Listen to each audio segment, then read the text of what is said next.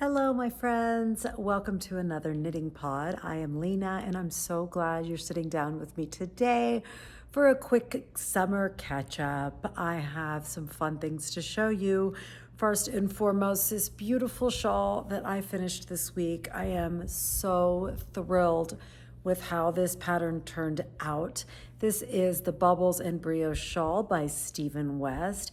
I taped a little bit, as I usually try to do, while I was standing up so that you could get a better sense of its scope, which is kind of epic. So I'm going to insert that in here, and we will meet right back here in about 2 minutes.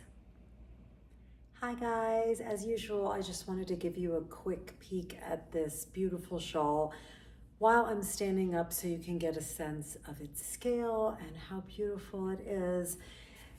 I'm gonna go ahead and turn around so you can see it. Got all the gorgeous bubbles sandwiched by some brioche and garter stitch rows. It's just the most beautiful piece you could imagine. I can even hold it up for you real quick. Here she is in all her beauty. It is an epically humongous crescent-shaped shawl, which starts with brioche, goes into those bubbles, transitions to garter, more bubbles, brioche, bubbles, and a gorgeous I-cord bind off. I hope you love it as much as I do. I will meet you back on the couch to chat about it some more. Okay, we are back. I hope you enjoyed seeing how beautiful and humongous this shawl is. I have to tell you, I think it is one of my favorite Stephen West designs that I have ever knit, and I have knit a lot of colorful Stephen West shawls. That is how I got drawn into knitting, and it's what I return to when I feel a little uninspired or like I just need to find my own sparkle again. I just always turn back to Stephen West. And this pattern, I tell you what, it has been in my library for years now, and I am so glad I finally knit it. It is just the most beautiful piece. I wanted to just chat about it a little bit more in detail in terms of just a little pattern review for you guys. First, let me give you an overview of the construction. I chatted about it in weeks past, but it's been a minute, and if you're new here, I did want to give you just a little sense of how this bad boy is structured. I am not a huge fan of modular knits, and this is not a modular knit, which I think sometimes some of the more colorful Stephen West shawls are. And I love that this is just a beautiful symmetrical crescent shaped shawl.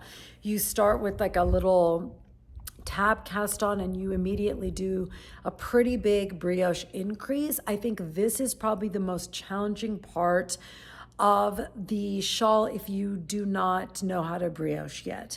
I think it's fantastic practice for brioche, but that big increase can be a little tricky just because when you increase a ton into, so do you see that circle? You increase all those stitches really quick, and it can be a little bit difficult just to see what you're doing because you're doing, you know, a brioche knit, yarn over, brioche knit, yarn over a bunch of times, and all those little stitches start to clump together. And I used a fuzzy alpaca yarn, that grayish black, and all those stitches start to stick together. It's a little tricky. So if you are new to brioche, be patient with the beginning. The lovely thing is you're just at the beginning. So even if you have to rip it out and try over and over to get it right, I think it's well worth it, because once you are beyond that, the entire shawl is such easy knitting, but it looks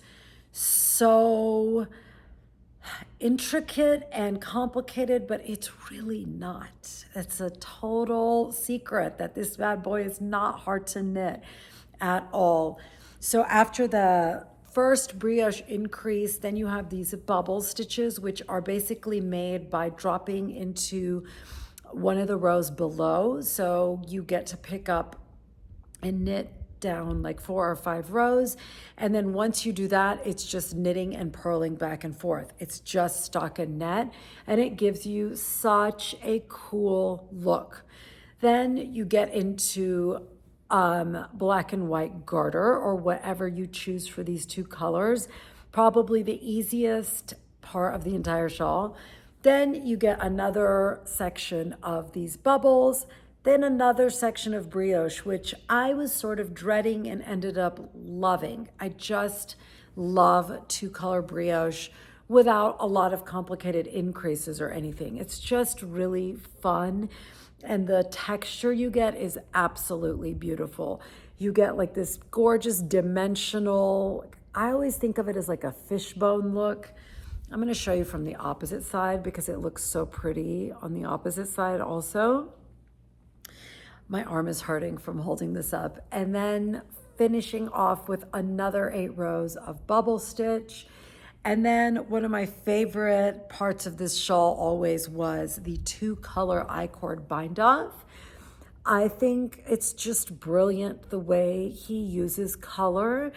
And I really think this is one of the most balanced designs he has ever made, because sometimes I think when you have a designer that uses as many techniques and is as creative as Stephen West is, sometimes it can get a little chaotic looking. And I think sometimes there's too many elements going on, and it kind of can lack a cohesive look.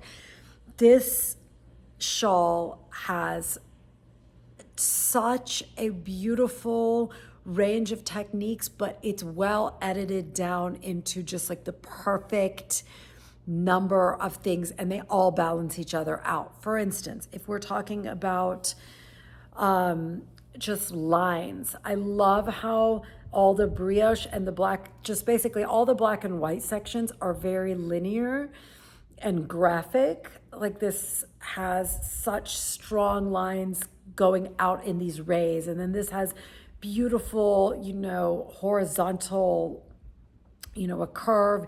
And then again, you have a very linear black and white.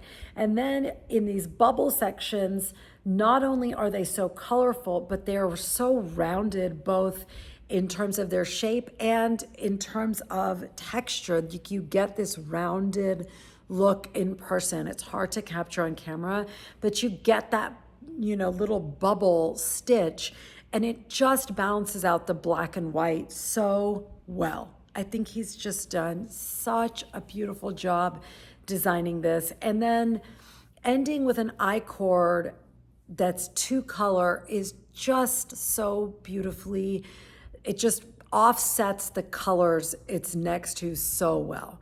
Now, that I-cord is labor intensive. You are having to do 2 rows in black, 2 rows in white, 2 rows in black, all the way down. It took me a couple of days, and it was worth every second. Oftentimes, I will cheat and not do like a, what's that one bind off? I can't remember the bind off that it's basically so that the ribbing looks like it's just coming off the end and rounded. It just gives a beautiful edge to ribbing. However, in my mind, it's oftentimes just not worth how much extra work it is. I don't feel, for me personally, the payoff is worth the amount of work.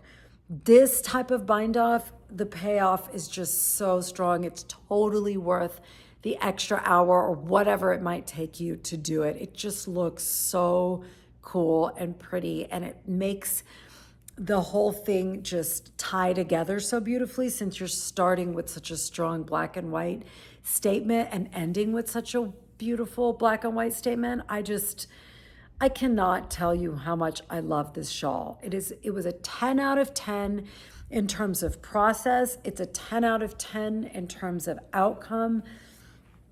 I just highly recommend this shawl if any of you are looking for something that's colorful and will just make a huge statement. I love it. It is probably my favorite Stephen West shawl that I've ever made. I think it is right up there. I think Exploration Station, was that the one? Yes, I love that one. I think that was one of his masterpieces, and I think this falls in that category too. I think if I saw this out in the world and I had never seen it before, I would have gasped. I would gasp if I saw it because it's just everything I love. It's colorful, it's interesting, it's just so well edited. And that is one thing I really appreciate in designs, is when they're just perfectly edited so that it's not too much all in one piece. So I couldn't recommend this guy enough. I mean, this is all made of leftovers, by the way. All the colors are various singles and fingering weight sock yarns. And then the grayish charcoal color is a heavier, I would say it leans more sport weight. It is 100% alpaca that I bought at a local farm here a few years ago before I even learned to knit. And I love it because it has such a lovely halo, so much fluff. And I think in brioche that just adds to the soft, fluffy texture of brioche. I really like it. It almost looks like there's mohair, but it's just alpaca. And then the white is a very light fingering weight sock yarn, I believe. I think it's high country wool. I just had it left over in my stash, and I'm pretty sure that's what it is, but I'm not sure. However, 100% the white and the black are different weights. The white is a lot lighter and the black has much more body. And I think that's totally fine. In a shawl, you can get away with so much. I love it. I love the colors. I loved the process. It is, as you saw when I stood up and spread it out, it is humongous. But I just never got bored knitting it. It was such a pleasure. Even those insanely long purl rows that you get into towards the end when you're in these bubble rows, I loved it. It was just so fun. And I kind of went in and out. This is how I like to knit my shawls. I like to, if I'm feeling like knitting them, I knit them. If I pick up something smaller, like I've got a summer tee on the needles right now, I didn't knit this for a couple weeks. But then when I picked it up, it was just so joyful. So that is really how I recommend people get into shawl knitting, is not feel a whole lot of pressure on timing. That's what I like about not being a monogamous knitter. I like the fact that I can just dip in and out of projects and I never get bored because I'm never having to just churn through them. If I feel like taking a break, I take a break and work on something else, even if that break is a couple of weeks. So that's how I manage these enormous fingering weight shawls, because they are no joke. This is an undertaking. But if you don't kind of put the pressure of timing on yourself, you can really just enjoy it in whatever pieces it comes to you in your knitting inspiration. So this was such a fun one. 10 out of 10 across all fronts. Loved it. Couldn't recommend it enough. If you decide to knit it, I would love to see it. I would love to see what color palette you picked. I went all out with my love of color in this guy, and I will be taking this one to the mountains when I go in a couple of weeks, because I always like to take my current favorite shawl when we go to the mountains in the summer for cool evenings and, going to dinner and all that. And I will be so excited to get some wear out of this. I also love that it doesn't have an ounce of itchiness.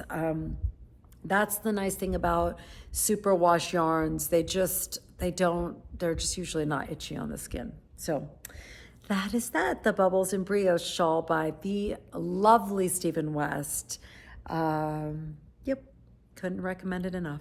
All right, what else is on my needles? I don't have a ton of time today, so I am not going to show you everything that's on my needles, but I did want to talk about this glorious sock that I'm knitting. I showed you guys last time and it has grown so much. This is kind of a mix and match pattern right now. This is technically Summer Lee's slouch sock.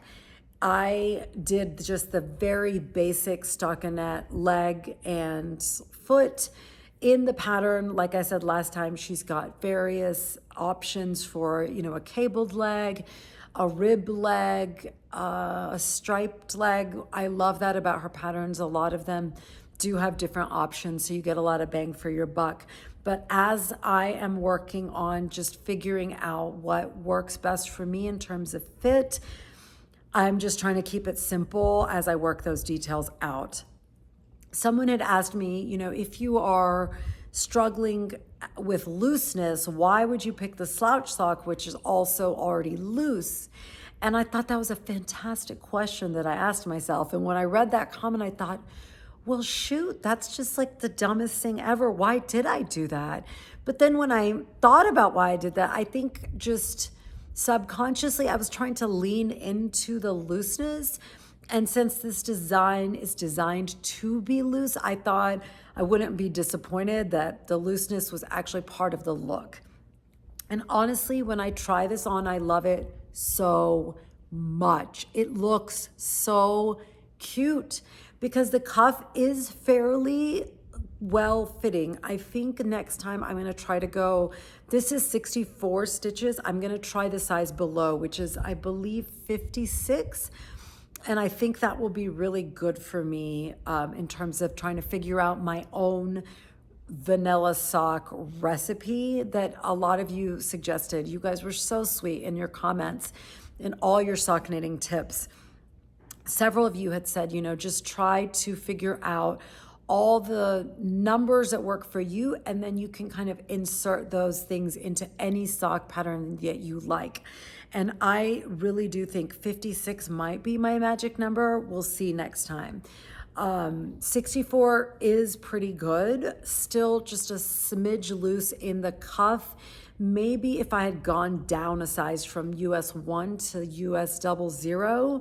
So that's, again, there's just so many ways to tweak, either staying with the 1 and dropping down number of stitches, or staying with 64 stitches and dropping down a needle size. There's just so many ways to play with it, right? The big thing that I changed in this pattern was that she uses an afterthought heel. Now, being a very new sock knitter, I've only knit one sock, and that sock had a garter heel flap and gusset. I think that's the term. It's a Stephen West sock, and he had used Linda Eriksdotter's tutorial, that's the heel I used, and I found the tutorial to be incredibly helpful, and I had no problems with that. I did want to try something different this time. So as I tried to figure out what an afterthought heel actually was, I realized it's literally what it says. It's you finish the whole sock and then you go in and I think you pick apart like a row and you insert a heel.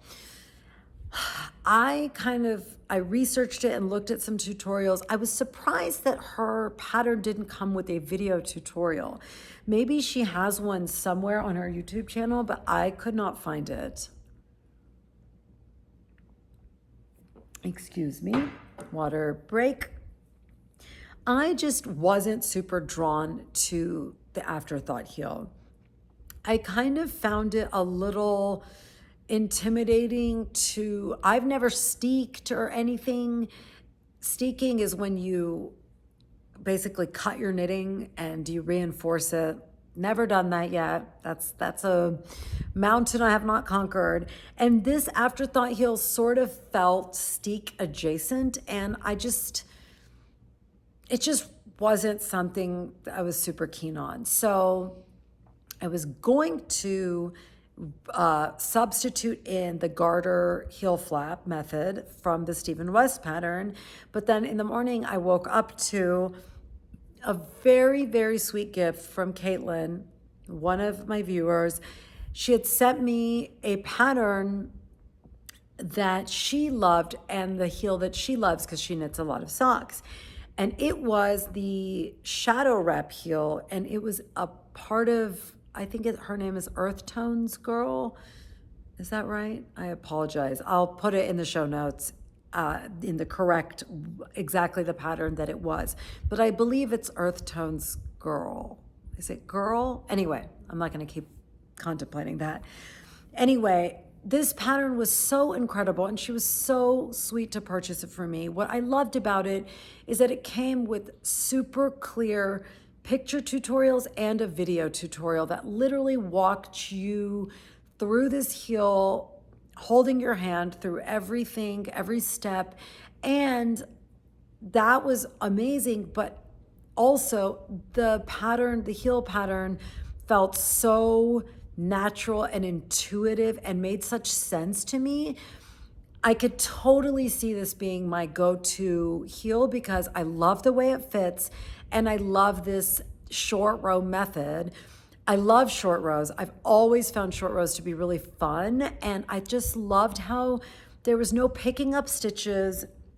You build the entire you build this entire heel without having to pick up a single stitch, and it just felt very natural and intuitive and easy to memorize. I loved how she,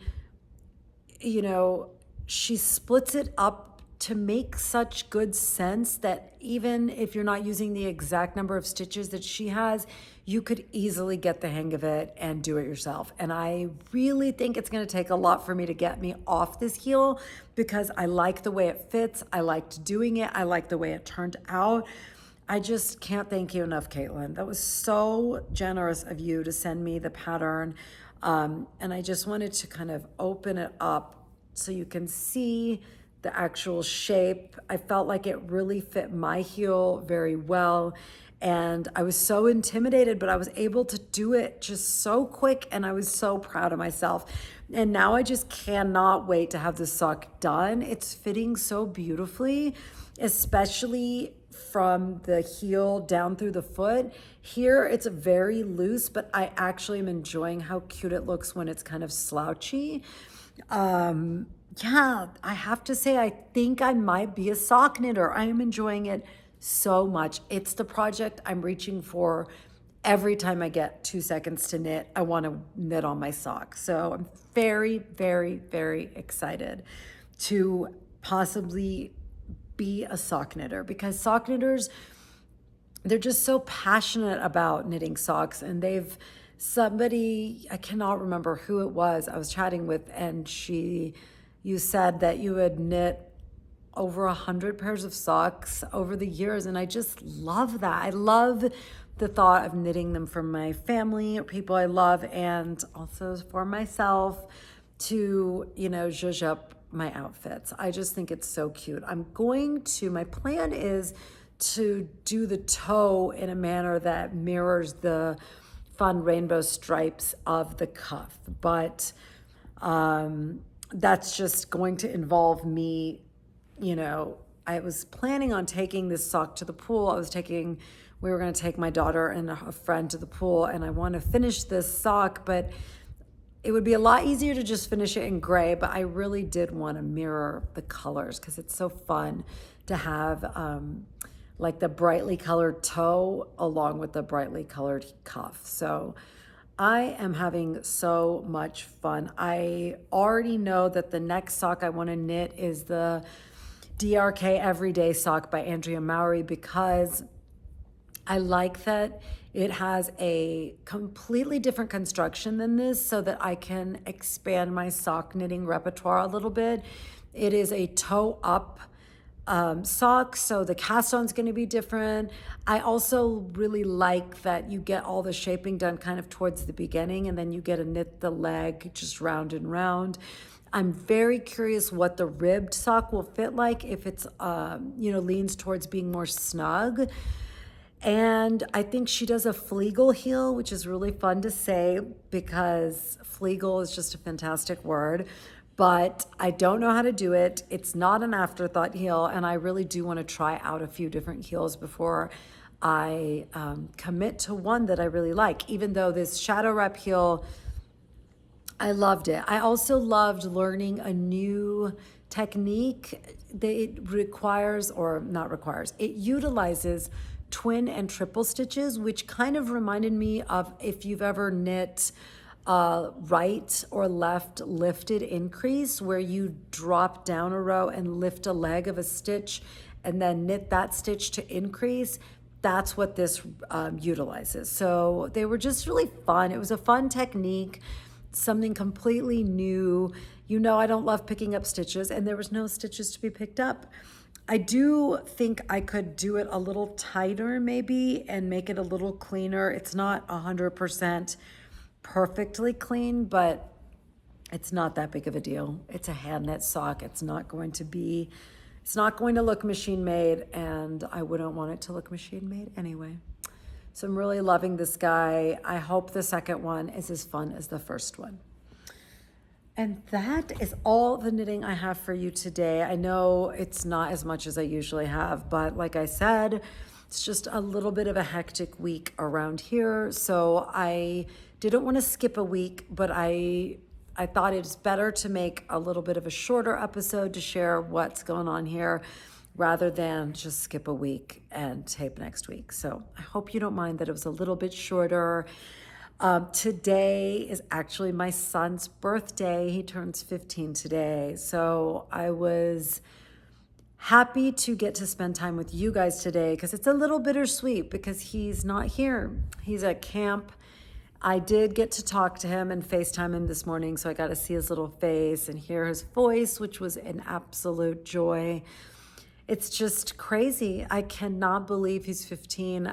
Time is just... I don't understand what happens in middle age, but time just is like a runaway train. And I feel like the first 25 years of life was like this slow gallop, and now it's a blur. I can't keep up, and it's very bittersweet to watch your kids grow so quickly because, you know, as they grow and start flying away, it's beautiful to see, but you also miss them so much. But I am grateful to be his mother. I feel like when he was born, I truly was born because the person I am now, he made me the person I am now. And I just am forever grateful to him for that because I started becoming the best version of myself because I wanted to be the best version of myself for him. So my willingness constantly, I think, to evolve and try to become a better person and not like to lean into that rather than leaning away from that is a direct line from becoming his mom because I just feel like he deserves the best version of me to share his life with him. And so it's just a constant inspiration to be a better person. So I am grateful every day for that boy. He is just written on the inside of my heart, you know. Anyway, I'm not going to keep talking because I don't want to cry about it. Let's talk about a couple of other fun things. We saw Inside Out 2 yesterday, and I loved it. I thought it was so just beautifully done and very fun and just really kind of gives you such a sense of all the things that are inside of us, and it's done in such a way that everything that we have inside of us is kind of represented in these characters, these distinct characters in the movie. And even though obviously it's a cartoon, it just feels so accurate. You know, sometimes those pieces of us like anger or jealousy or anxiety, they feel like they have a life of their own. And the movie kind of does such a good job of conveying that. And I really liked it. And I thought it's such a lovely reminder for adults and it's such a lovely lesson for younger kids that, especially anxiety, you know, they represent it as well-intentioned, but, you know, lands you in a bad place every time. And I thought that was just really well depicted. So loved watching that. I thought it was the perfect length. It made me laugh, but it really had some depth there too. So I do recommend you see it if you haven't. A great thing to take your kids or your grandkids to do this summer. When it's super hot outside, there's nowhere more fun to be than inside a movie theater. What else? We watched an incredible show that I wanted to recommend to you guys. It was on Netflix. It is called Eric. It is a limited series. I don't know what that means in terms of if it means it's not going to be on Netflix for long or what, but it was just, a 6-episode series that had Benedict Cumberbatch, a fantastic actor, and was just such a good suspenseful kind of crime drama. And I love, back in the day, I loved, Law and Order SVU, and I love any sort of mystery or any show or movie like that. And I thought it was really good. Like, I could not wait to watch each episode. And I was so swept up in the story. I think the acting is spectacular, and I just loved it. So please go watch Eric. If you enjoy movies like that, I think you would really like it. Highly, highly recommend it. In terms of books, of course, Libby is such a delightful resource. However, it drives me crazy when you're waiting for a book. I'm getting a phone call. I'm going to go ahead and decline that. I must have forgotten to put my phone on Do Not Disturb. Sorry about that. What was I saying? When you are waiting for books on Libby, it'll sometimes say, you're next in line, but it'll take forever. And then other times, all of a sudden, you'll get like 3 books that you were supposed to be low on the waiting list for. So last week, when I was desperate for a new book, nothing was showing up. And then this week, I finally decided to buy Familiaris. We talked about this last week, the sequel, or the prequel actually, to The Story of Edgar Sawtelle.